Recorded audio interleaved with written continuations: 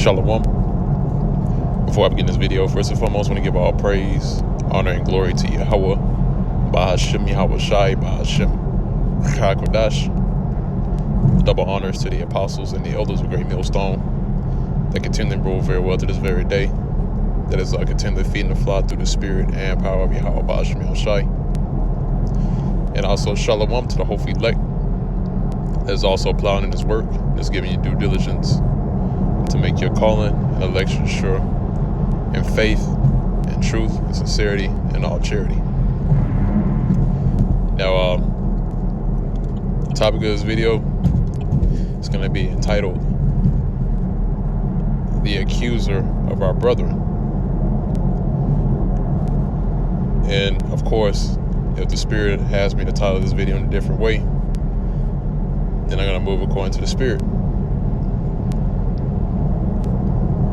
And when the scriptures go into the accuser of our brethren, in which this is talking about Jacob and Esau, in which the accuser, which is here today on the planet Earth, that's ruling the planet Earth, is Edom or Esau, in which that is the true biblical nationality of the so-called white man. And whom he is accusing is our brethren who are what? Israelites, which consists primarily of the so-called Negroes, Hispanics, and Native Americans, in which primarily the ones that reside here in Babylon, Edom or Esau, is building up a case against Israel. You know, and Esau has always had a long history of painting our people in a bad light. You know, if something goes down, they blame us. Or they start to, now they're starting to point, random acts of crime. You know, they try their best to link that to Jake. Because see, now they're building up false flags in different false scenarios. And then what they do is link Jake or our people to being the ones who committed these acts. All right, and see, this is what we've been speaking about, because Esau still remembers what happened when Jacob and Esau were born. Edom's forefather Esau, when he was born. They know that the birthright was taken away from Esau and given to Jacob. And since they know this, that's why they have such a deep-rooted hatred towards you so-called Negroes, Hispanics, and Native Americans. Because of the covenant and the promises wasn't given to them. The inheritance wasn't given to them. It was taken away from them. It was given to Jacob. And they still remember that, man. They still have that same brotherly hatred that they had back then when they were born, Jacob and Esau. Okay? So now they're going to do whatever they can to destroy our people so that we don't get the inheritance. This is how deep it is, man. Because Esau still to this very day look at us as their natural born enemy, and that's true. Going to the book of Genesis, the 25th chapter, it tells you that that we were struggling in the womb, and that we were going to be separated. All right, but I'm gonna go ahead and jump into the precepts. This Revelation is the 12th chapter. It's at the 10th verse. It says, "And I heard a loud voice saying in heaven, now has come salvation and strength in the kingdom of our power and the power of his anointed. For the accuser of our brethren is cast down, which accused them before our power day and night." And see, there's another thing. Not only is it talking about Esau being the accuser of our brethren, accusing Israel of certain crimes that's being published on their media. But also as well, since we're in captivity, we're not able to keep 100% of the law.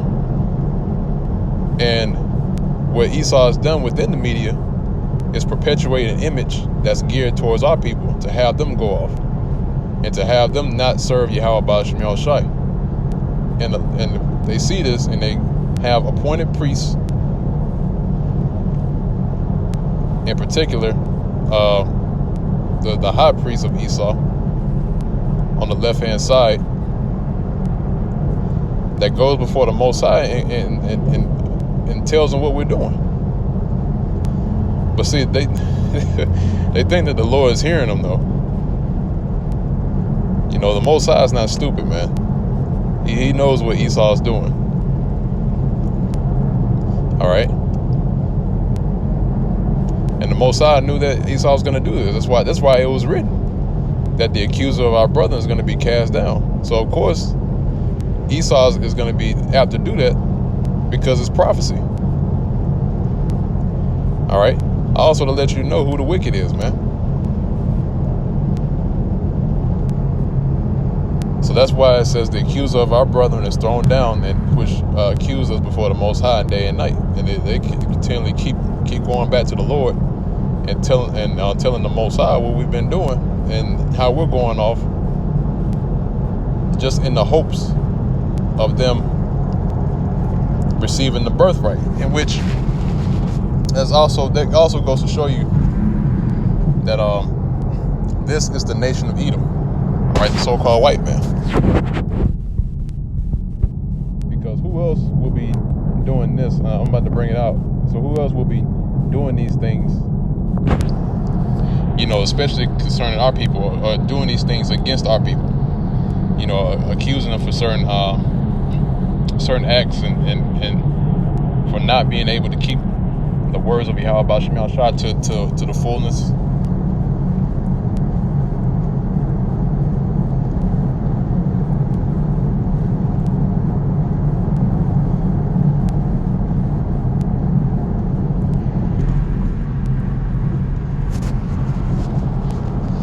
All right, slack it. Bear me for 1 second.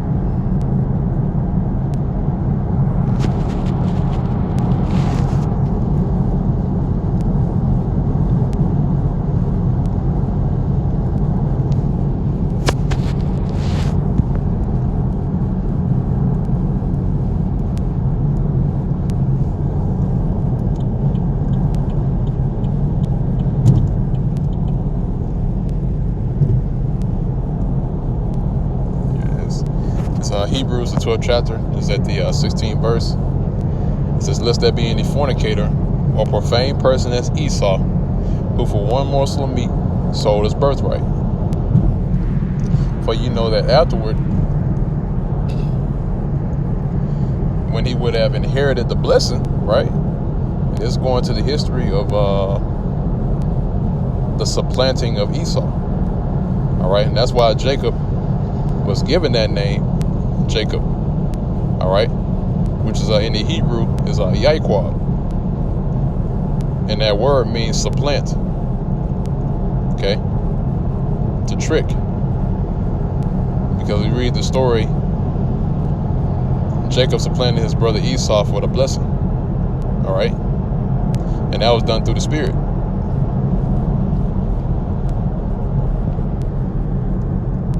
So it said, "For you know that afterward, when he would have inherited the blessing, he was rejected." See? So he was rejected because the Lord already knew who Esau was, and that's going to a whole nother topic concerning Esau.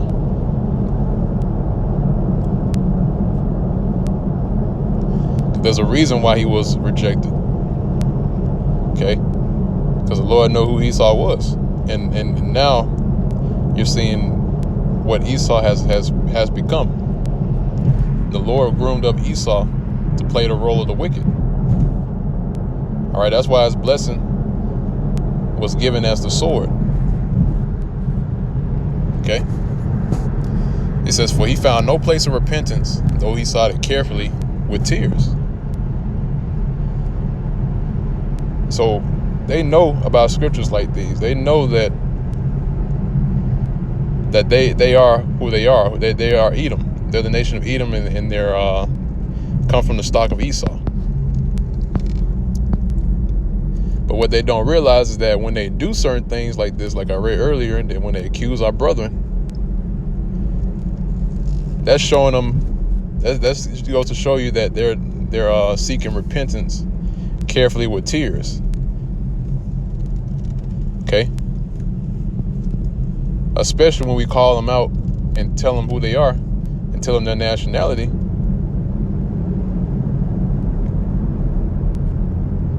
They whine and complain about it. You know, there's no point because the jig is up, man. Might as well own up to it, but Esau's never going to own up to that. That's why he's known as a goat. Because when you deal with a goat doesn't stay silent whenever it's being it's like it. You know, a goat doesn't stay quiet whenever it's being either subjected or he's about to get slaughtered, in which Esau is about to get slaughtered. All right, he's going into slavery, and after he serves his time of slavery, then that's when he's going to be completely done away with.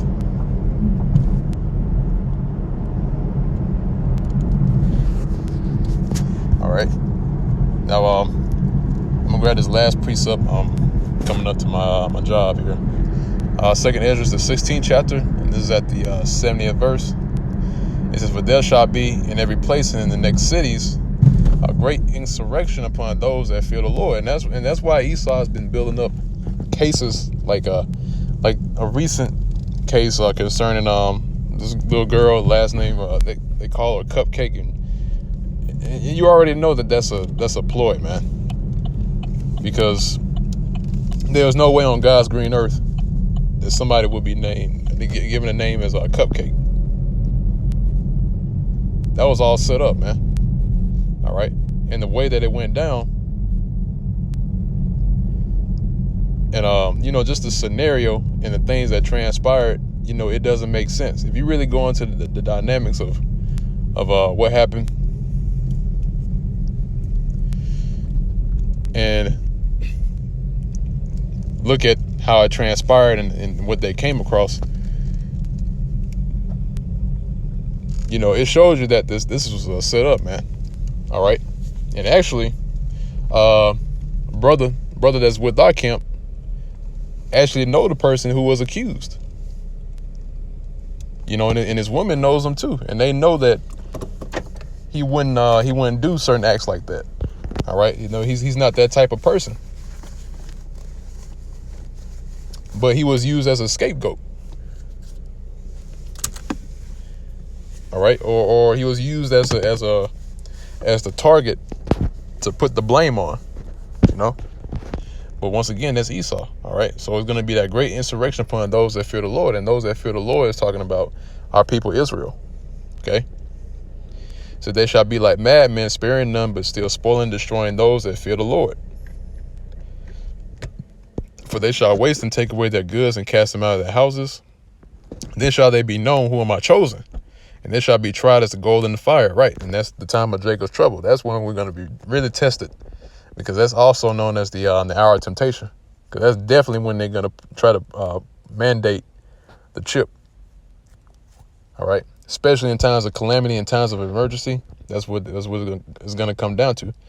But I'm gonna go ahead and end off this lesson here. I'm about to go ahead and go into this plantation here. But hopefully you were edified by this video. Next time until next time, once again, I want to give all praise, honor, and glory to Yahweh, Ba'ashem Yahushai, Ba'ashem Ruchakodash. Double honors to the apostles and the elders of Great Millstone and Real Will. Shalom, peace and safety, and salutations to the whole elect that is also labor in this work and this labor of love. Giving your diligence to make your calling and election sure, in faith, in truth, and sincerity, and all charity. And with that, I'm going to say shalom.